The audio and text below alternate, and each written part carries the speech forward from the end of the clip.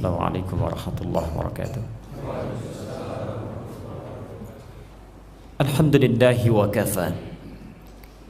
Wassalatu wassalamu ala rasulillahil mustafa wa ala alihi wa sahbihi wa man wafa. Amma ba'd. Fa ya ibadallah, usi nafsi wa iyyakum bi taqwallahi faqad fazal muttaqun. Fala tamutunna illa wa antum muslimun. فقال تعالى مذكرا بذلك يا أيها الذين آمنوا اتقوا الله حق تقاته ولا تموتن إلا وأنتم مسلمون وقال يا أيها الناس اتقوا ربكم الذي خلقكم من نفس واحدة وخلق منها زوجها وبث منهما رجالا كثيرا ونساء واتقوا الله الذي تساءلون به والأرحام Innallaha kana 'alaikum raqiba. Hadirin jemaah Jumat rahimani wa rahimakumullah. Alhamdulillah, bersyukur pada Allah Subhanahu wa taala. Hari ini Jumat 28 Rabiul Akhir 1438 Hijrah, di antara sekian hamba Allah yang tengah beraktivitas, kita yang terpilih oleh Allah diringankan langkahnya, dilembutkan hatinya untuk hadir di rumah Allah ini menunaikan Jumat berjamaah. Kita bermohon pada Allah Subhanahu wa taala, semoga Jumat kita kali ini dijadikan oleh Allah Subhanahu wa taala sebagai Jumat terbaik di antara sekian Jumat yang pernah kita tunaikan. Hadirin, dalam catatan sederhana khatib, seorang yang telah berusia 20 tahun saja setidaknya telah menunaikan Jumat kurang lebih sebanyak 650 kali dalam hidupnya. Bila seorang berusia 30 tahun setidaknya telah menunaikan Jumat kurang lebih 1150 kali dalam hidupnya. Jika seorang berusia 40 tahun setidaknya telah menunaikan Jumat sebanyak 1650 kali dalam hidupnya. Demikian seterusnya. Namun pertanyaan besarnya, dari sekian ratus dan ribu kali menunaikan Jumat itu, adakah di antara yang telah menunaikan Jumat itu paham tentang hakikat Jumat ini? Mengapa ibadah ini diwajibkan sebagai pengganti zuhur? Apa hakikat di balik ibadah Jumat ini? Atau bahkan jangan-jangan dari sekian ribu Jumat yang pernah ditunaikan itu, umumnya bahkan tidak mengerti, tidak paham tentang kewajiban Jumat ini, sehingga kebanyakan sekedar datang, duduk, mendengarkan khutbah, kadang-kadang ngantuk bahkan tertidur. Setelah itu menunaikan salat 2 rakaat lantas pergi berpisah begitu saja. Jumat tidak menjadi ritual yang penuh dengan hakikat, namun menjadi sebatas ibadah formalitas dalam sepekan satu kali itu. Untuk itulah hadirin sekalian, dalam kesempatan Jumat ini kita mencoba melabuhkan hati kita pada ketentuan Allah dan Rasulnya sallallahu alaihi wasallam mengenai hakikat Jumat dalam Al-Quran dan Sunnah Rasulullah sallallahu alaihi wasallam.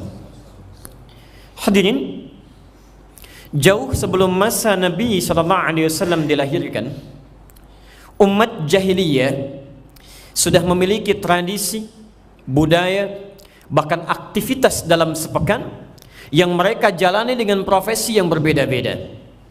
Ada di antara mereka yang beraktivitas berprofesi sebagai pedagang, tujar. Ada di antara mereka yang bahkan dikenal sebagai artis, pujangga, syu'ara. Ada di antara mereka yang Masya Allah aktivitasnya sibuk mencari mantra-mantra, dikenal sebagai dukun, kahin. Bahkan ada juga di antara mereka yang membuat rumus-rumus untuk mencelakai orang yang disebut dengan sahir atau tukang sihir. Semua bekerja beraktivitas dalam sepekan. Dimulai di hari pertama disebut dengan Al-Ahad, hari kedua mereka namakan dengan Isnin, diserap ke dalam bahasa Indonesia menjadi Senin. Hari ketiga mereka namakan dengan Thulatha, dari kata Thalatha, diserap ke dalam bahasa Indonesia menjadi Selasa. Hari keempat mereka namakan Al-Arbi'ah, dari kata Arba'ah, diserap ke dalam bahasa Indonesia menjadi Rabu. Hari yang kelima mereka sebut dengan Yaumul Khamis, dari kata Khamsah, diserap ke dalam bahasa Indonesia menjadi Kamis. Dalam 5 hari sepekan ini mereka beraktivitas. Yang pedagang sibuk dengan bisnisnya, bahkan ada yang merantau keluar wilayah Hijaz. Yang penyair ada yang pergi ke lembah-lembah mencari inspirasi, menuliskan lirik-lirik pujangga mereka. Kemudian ada di antara mereka yang kahin, dukun, mulai mencari rumusan-rumusan mantra ajaibnya, sampai tukang sihir mencari kalimat-kalimat untuk santet dan sihirnya. Hadirin, apa tujuannya? Ternyata Masya Allah, dalam sepekan ini mereka menantikan hari yang ke-6 yang mereka sebut dengan nama Yaumul Arubah. Setelah Yaumul Khamis, hari Kamis, maka mereka namakan hari yang ke-6 dengan Yaumul Arubah, hari berbangga diri sebagai seorang Arab yang sukses. Maka mereka akan berkumpul di hari yang ke-6 ini di pusat-pusat hiburan yang dikenal dengan Al-Aswaq. Ada Suq Dumatu Jandal, ada Suq Uqaf, dan puncaknya semua itu akan ditampilkan di sekitaran Ka'bah untuk ditandingkan satu dengan yang lainnya. Maka hasil usaha dari 5 hari ke belakang dalam sepekan ini, itu yang akan dipamerkan, ditampilkan, berbangga diri siapa yang paling hebat berusaha dalam sepekan ke belakang itu. Orientasinya mutlak dunia semata. Maka ketika orang yang punya banyak pekerjaan dan punya banyak hasil mengumpulkan harta dalam sepekan, maka akan dibandingkan satu dengan yang lainnya. Yang paling unggul, maka dia akan diangkat sebagai hartawan yang terpandang di masanya. Demikian para pujangga. Siapa yang paling hebat menyusun syairnya, membentuk liriknya, maka hasil-hasil syairnya akan dituliskan dengan tinta emas, kemudian ditempelkan di dinding Ka'bah, diberi nama dengan mu'allaqat, yang kelak akan diganti menjadi kain kiswah Ka'bah itu. Maka ada orang-orang yang dikenal dengan nama Imrul Qais, ada Zuhair bin Abi Sulma, ada Al-Hutai'ah, di antara pujangga-pujangga pada masa dulu yang bahkan syairnya dituliskan dengan tinta emas, ditempelkan di dinding Ka'bah. Hadirin, demikian pula dengan para dukun kahin atau kuhan. Ada para sahir yang paling hebat mantranya, paling ajaib sihirnya, maka mereka akan diangkat sebagai tokoh yang jadi panutan di masanya. Demikian hadirin, maka yang paling hebat ditunjuk dengan nilai materinya, ditunjuk dengan nilai keindahan sastranya, ditunjuk dengan nilai keajaiban materi, bahkan keajaiban mantra-mantranya.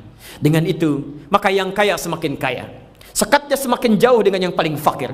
Yang budak tetap menjadi budak, yang kaya tetap menjadi hartawan, yang penguasa tetap menjadi terpandang.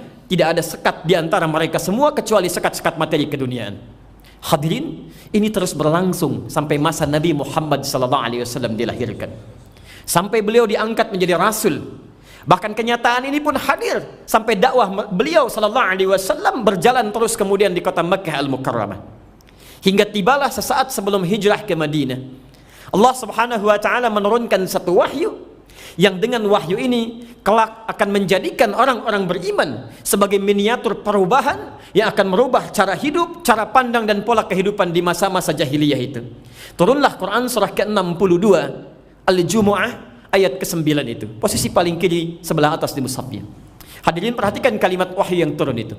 Ya ayyuhalladzina amanu idza nudiya lis-salati min yaumil jumu'ah fas'au ila dzikrillah wa dharul bai' dzalikum khairul lakum in kuntum ta'lamun. Hadirin, turun Quran surah ke-62 ayat ke-9. Tiba-tiba dengan turunnya ayat itu, Masya Allah, turun pula ketentuan-ketentuan yang merubah perilaku-perilaku yang dikenal dengan Yaumul Arubah itu. Kalimat pertama yang turun lewat ayat ini, perhatikan ayatnya.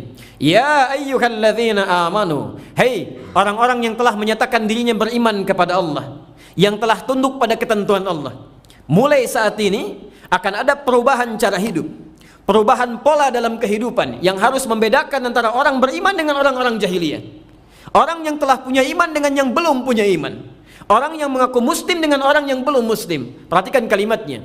Idza nudiya lis-salati min yaumil jumu'ah. Hal pertama yang dilakukan oleh Allah Subhanahu wa taala dengan turunnya ayat ini adalah merubah aturan nama dari Yaumul Arubah untuk orang beriman Yaumul Jumu'ah. Untuk orang belum beriman Yaumul Arubah, hari hanya untuk pamer, hanya untuk pesta, mencari kegiatan dunia dalam sepekan, tujuannya untuk berbangga-bangga saja. Untuk orang beriman tidak. Idza nudiya lis-salati min yaumil jumu'ati fas'au ila dzikrillah. Pertama kata Al-Qur'an, harinya diganti menjadi al-jumu'ah dan orientasi kehidupannya berubah dari arubah menjadi zikrullah. Zikrullah. Hadirin, apa yang dimaksud dengan jumu'ah? Dalam bahasa Arab, al-jumu'ah berasal dari kata al-jam'u asalnya, yaitu sesuatu yang berkumpul untuk saling menguatkan dan memberikan perhatian. Jadi bukan sekedar berkumpul, tapi dengan perkumpulan itu terjalin kekuatan dan saling memperhatikan satu dengan yang lainnya. Kalau cuma sekedar kumpul, dalam bahasa Arab disebut dengan wahdah, kumpul, menyatu. Kalau cuma sekedar kumpul-kumpul datang, jangankan Anda yang beriman, yang tidak beriman pun bisa kumpul.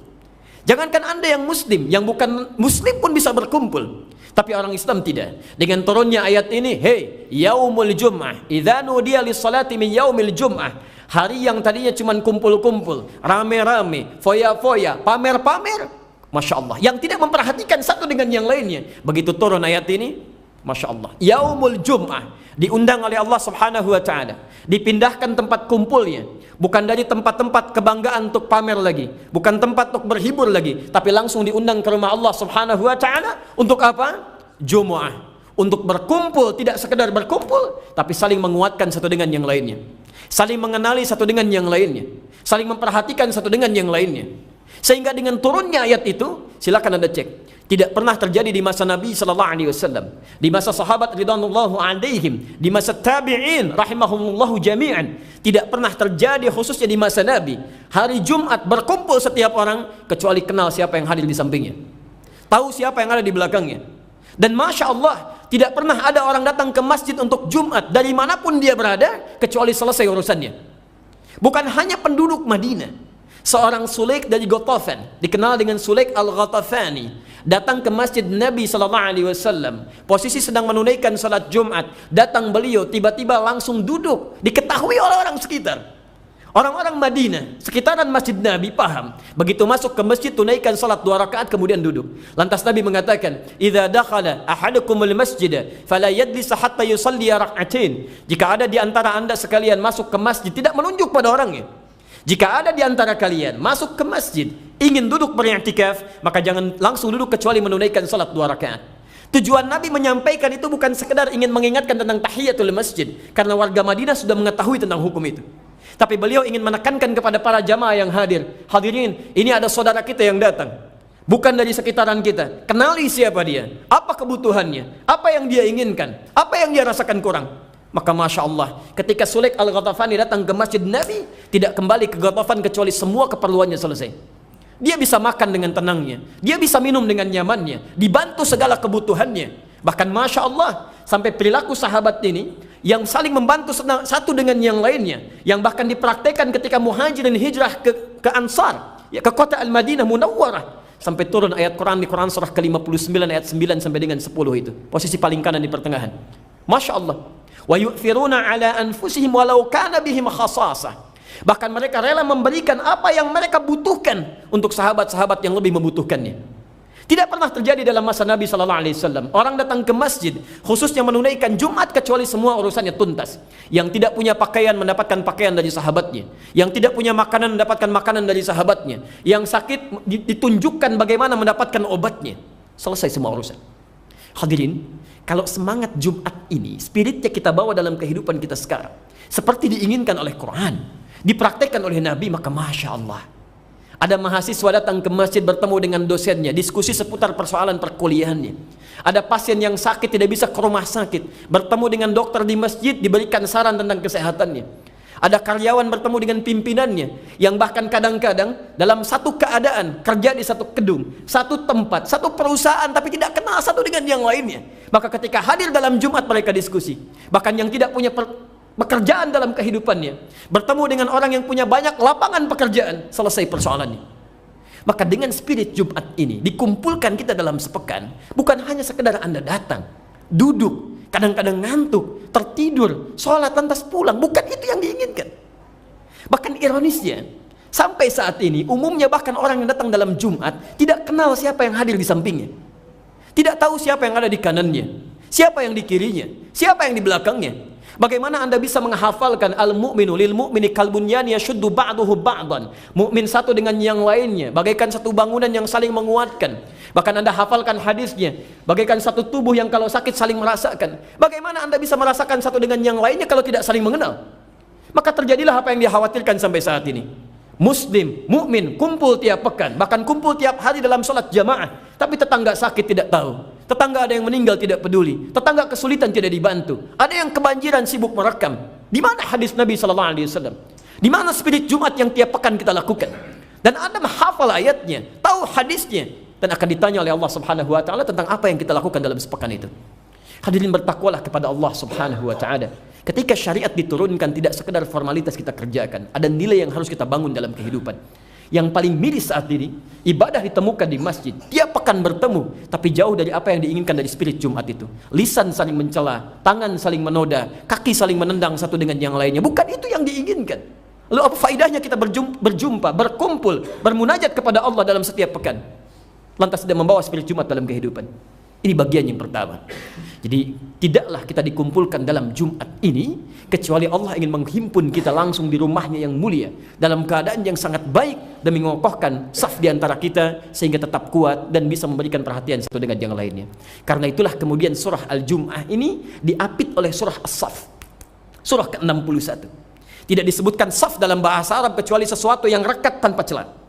Karena itulah ketika Anda ingin menunaikan salat, hadis riwayat Abu Daud, nomor hadis 666, Nabi mengatakan aqimus shufuf, tegakkan saf Anda, rapatkan, luruskan. Wa hadzu bainal manakib wal aqdam. Ukuran lurusnya bukan pada jari depannya, tapi bagi tumit bagian belakangnya. Ketika Anda luruskan tumit bagian belakang, kata Nabi, maka bahunya akan sejajar. Bahunya akan sejajar. Yang paling menarik ketika Anda sudah rapat, sudah lurus ini, kata Nabi, wala tadharu furjatin lisyaitan, saf. Jangan biarkan ada setan masuk ke saf Anda. Rapatkan serapat-rapatnya. Karena itu kalimatnya disebut dengan saf, sesuatu yang rapat, lurus sampai setan tidak masuk di antaranya. Allahu Akbar. Hadirin, Jum'ah diapit dengan surat As-Saff karena diinginkan siapapun yang berangkat ke Jumat ini bisa menyatu satu dengan yang lainnya, memperhatikan kebutuhannya. Itu yang diinginkan. Dan diharapkan tidak menjadi ayat yang ke-63 di surah ke-63 Al-Munafiqun, yang saat disampaikan khutbah duduk, iya, termanggu, mengakui tapi pulang dari Jumat tidak mempraktekkan itu semua. Bukankah orang-orang munafik mengakui tapi lisannya mengatakan iya, di hatinya tidak? Lisannya mengatakan iya, perilakunya tidak? Karena itulah bertakwalah kepada Allah. Barangkali kita dihadirkan pada Jumat ini untuk memperbaiki hakikat Jumat di pekan-pekan yang telah berlalu.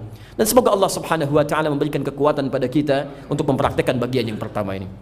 Hadirin, yang kedua, secara singkat sebelum kita menutup khutbah ini, apa yang diinginkan oleh Allah dalam Jumat ini?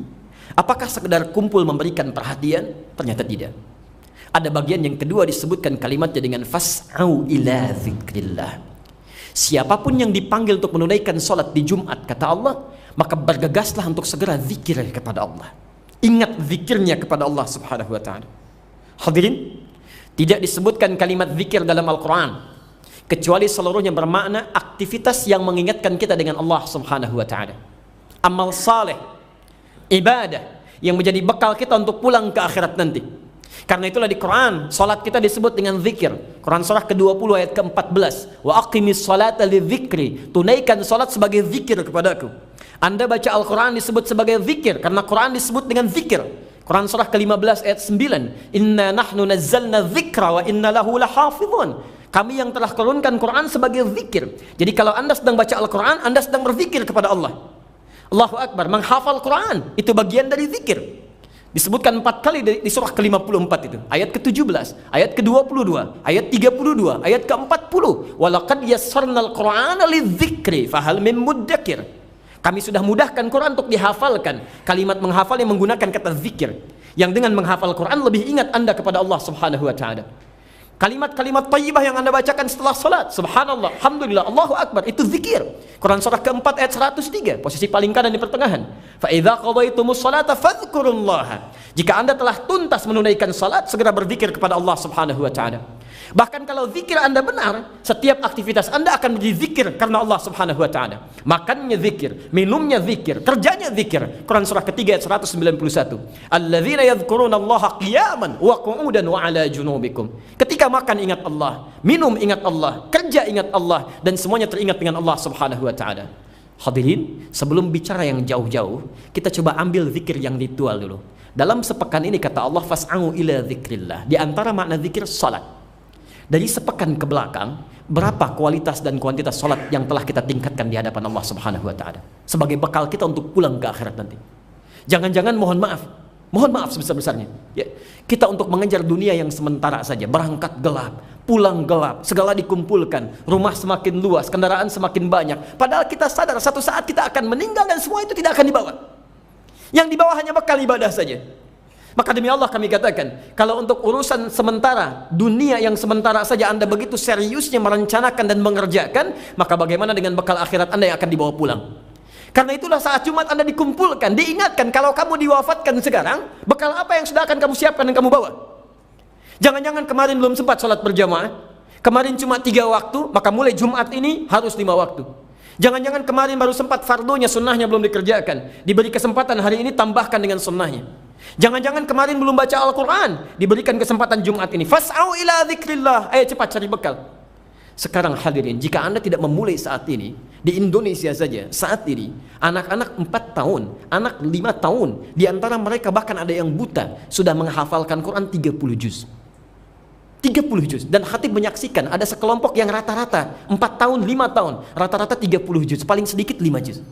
Ada anak diberikan 4 tahun, 5 tahun, mata buta hafal Quran. Anda diberikan 40 tahun, 50 tahun, sampai hari ini untuk baca Quran saja belum punya waktu. Dan Anda menginginkan masuk surga. Apa yang sudah Anda siapkan sampai dengan Jumat ini?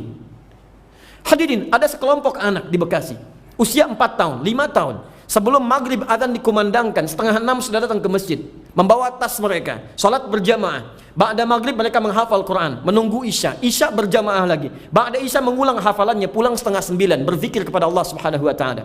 Ada anak belum baligh, sebelum dipanggil adzan dia sudah datang. Antum dikasih 40 tahun, kalau belum sampai tiba di masjid dalam kesempatan adzan saja, Anda kalah sama anak usia 4 tahun.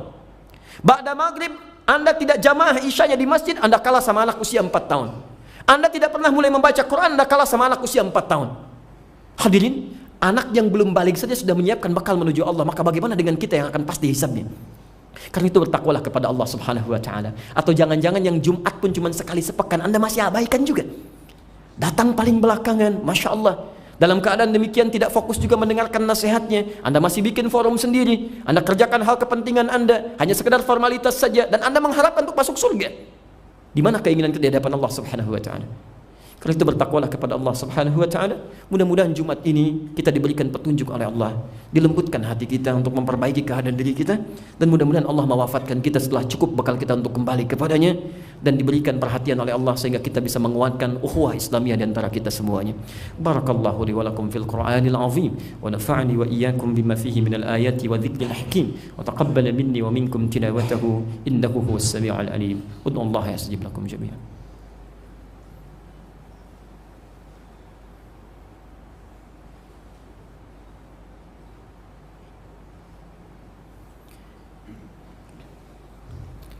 Alhamdulillah, wassalatu wassalamu ala rasulillah wa ala alihi wa sahbihi wa mawalah, amma ba'd.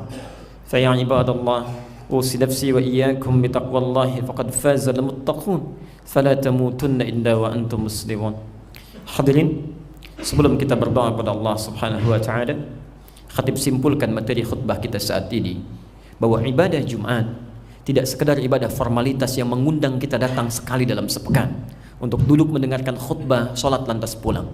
Ibadah Jumat punya hakikat yang luar biasa. Pertama, Jumat mengundang kita untuk merapatkan saf, menguatkan ukhuwah, menjalin kebaikan dan memperhatikan satu dengan yang lainnya, sehingga nampak perbedaan antara ciri orang beriman dengan ciri orang belum beriman. Kedua, Jumat juga mengundang kita untuk selalu menyadarkan diri bersiap memperbanyak bekal akhirat. Tidak hanya sekedar sibuk mengejar urusan dunia. Kalau cuma mengumpulkan dengan urusan dunia, jangankan Anda, orang jahiliyah lebih pandai untuk mengakali itu. Orang jahiliyah lebih hebat untuk merencanakan itu semua. Karena itulah mesti beda antara orang-orang Islam, orang-orang beriman, dengan orang yang memang cinta terhadap urusan dunia. Satu saat kita akan pulang menghadap Allah Subhanahu wa taala, dan ada bekal yang akan ditanyakan oleh Allah Subhanahu wa taala. Perhatikanlah seorang Mu'adz, anak kecil dari Mesir, usia masih dini, belia, 4-5 tahun. Kemudian matanya buta, ingin menghafal Quran. Bapaknya kemudian memfasilitasi jalan 20 km menggunakan sepeda motor yang sangat luar biasa klasiknya. Di jalan keduanya berdiskusi tentang ayat-ayat Quran. Singkatnya, anak ini kemudian hafal Quran diantar oleh ayahnya, sementara ayahnya yang mengantar belum bisa menghafalkannya. Saat viral kisahnya sedaerah Timur Tengah, apa yang terjadi?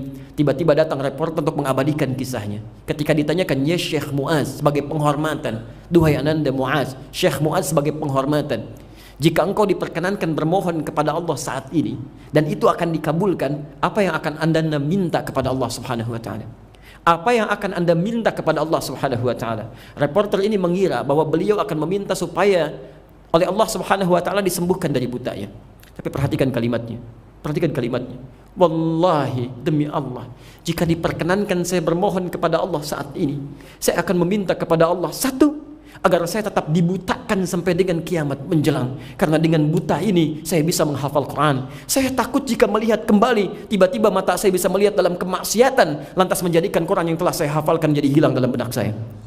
Dan yang kedua, saya akan bermohon kepada Allah dalam keadaan kiamat nanti, saat saya datang kepada Allah sendirian, tidak akan pernah diantarkan walau oleh ayah yang mengantar selama ini dalam hafalan Quran saya. Tangan saya gemetar, kaki saya gemetar. Saya akan berkata kepada Allah, Ya Rabb, Ya Rabb, Ya Rabb, jika memang bekal hamba masih kurang sampai dengan saat ini, mohon kurangi siksa hamba ya Allah. Mohon kurangi siksa hamba dengan Quran yang telah hamba hafalkan sampai dengan saat ini. Seorang anak kecil, usia 4 tahun, usia 5 tahun, yang belum balik, yang belum tentu dihisab oleh Allah Subhanahu wa ta'ala, menghafalkan Quran sebagai bekal menghadap kepada Rabbnya. Dia mengatakan, Ya Allah, kalau memang bekal hamba masih kurang sampai dengan saat ini, mohon kurangi siksaan hamba ya Allah dengan Quran yang telah hamba hafalkan sampai dengan saat ini. Bila anak yang buta saja menghafalkan Quran untuk menghadap kepada Allah dengan bekalnya dan merasa masih kurang, maka antum yang diberikan puluhan tahun, antum kemana akan waktu itu? Dan kapan kita akan kembali menghadap Allah Subhanahu wa ta'ala dengan cara apa? Karena itu mari kita labuhkan hati kita pada ketentuan Allah, tentuan Rasulullah SAW, dan kita berdoa mulai saat ini agar Allah Subhanahu wa ta'ala melembutkan hati kita, kemudian meringankan langkah kita untuk kita berubah dalam pandangan Allah Subhanahu wa ta'ala, setidaknya dengan mengamalkan spirit Jumat saat ini. Alhamdulillahirabbil alamin. Ar-Rahmanir Rahim, Maliki Yaumiddin. Iyyaka na'budu wa iyyaka nasta'in. Ihdinas siratal mustaqim. Siratal ladzina an'amta 'alaihim ghairil maghdubi 'alaihim waladdallin. Allahumma rabbana la tad'na fi maqamina hadha wa fi kulli maqamin dhanban illa ghafarta. Duhai Allah, kami bermohon kepadamu, jika ada satupun di antara kami saat ini di rumahmu ini ya Allah, yang datang ke Jumat ini membawa lumuran dosa, maka mohon ya Allah, jangan biarkan ia meninggalkan tempat ini ya Allah, kecuali Engkau telah ampuni segala dosa-dosanya. Allahumma wala hamman illa farajtah. Jika ada yang hadir di Jumat ini ya Allah membawa kegelisahan dalam jiwanya, maka mohon jangan biarkan ia meninggalkan Jumat ini kecuali Engkau telah tenangkan keadaan hatinya. Allahumma wala asiran illa yassartah. Jika ada di antara kami yang datang di Jumat ini membawa kesulitan dalam hidupnya, sulit dalam rumah tangganya, pekerjaannya, aktivitas sosialnya, maka mohon ya Allah, jangan biarkan ia meninggalkan Jumat ini kecuali ya Allah Engkau telah ringankan ya Allah segala kesulitan-kesulitan hidupnya. Allahumma wala maridan illa syafaitah. Dan jika ada di antara kami yang datang di Jumat ini, atau kerabat kami, saudara kami, famili kami yang tengah Engkau uji dengan penyakit seberat apapun ya Allah, maka mohon angkat dan sembuhkan segala penyakitnya ya Rabbal Alamin. Allahumma asli ahwalana, Allahumma asli ahwalana, Allahumma asli ahwalana ma yuqarribuna ilaika ya arhamar rahimin. Ya Allah, mohon perbaiki keadaan kami ya Allah yang masih jauh dari aturan-Mu ya Rabbal Alamin. Perbaiki perilaku kami ya Allah agar kami semakin dekat kepadamu ya Rabbal Alamin. Allahumma idza kana minna ya Allah ba'idan minka ya Rabbal Alamin, ba'idan minas salah, ba'idan min qiraatil Quran, ba'idan minas syariah, Allahumma arzuqna al-fursa linatuba ya Rabbal Alamin. Allahumma arzuqna al-fursa lit-tauba ya arhamar rahimin. Allahumma arzuqna al-fursa lit-tauba ya arhamar rahimin qabla an tawaffana ya Rabbal Alamin. Ya Allah, kami mohon kepadamu, jika ada di tempat ini hamba-Mu yang masih jauh dari-Mu ya Rabbal Alamin, yang masih belum ya Allah bisa menunaikan salat dengan baik, yang masih enggan dalam membaca Al-Quran, yang masih enggan dalam mendekat kepadamu ya Allah, mohon sentuh jiwanya ya Allah, lembutkan hatinya, beri kesempatan ia untuk bertobat kepadamu ya Allah sebelum Engkau wafatkan ia ya Allah. Mohon ya Allah, ia telah datang ke Jumat, ia telah hadir dalam ibadah ini ya Allah, bermohon kepadamu, berikan kesempatan kepadanya untuk berubah sebelum Kau wafatkan ya Rabbal Alamin.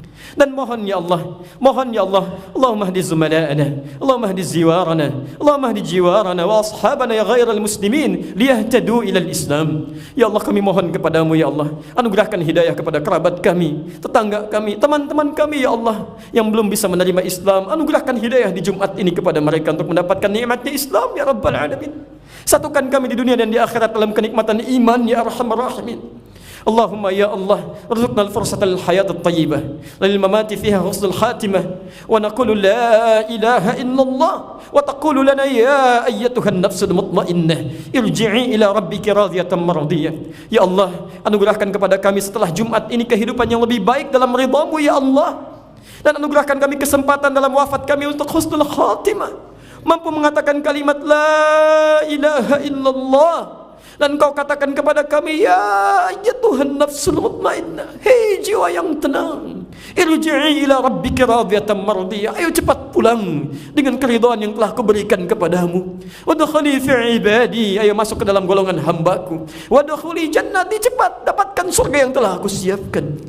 Allahumma ansurna ya Allah, Allahumma ansurna ya Rabbal Alamin, ansur ikhwatana fi kulli makan, wa khasatan fi Palestin, wa fi Iraq, wa fi Afghanistan, wa fi Rohingya, wa fi kulli makanil mubtalin, ansurhum ya Rabbal Alamin.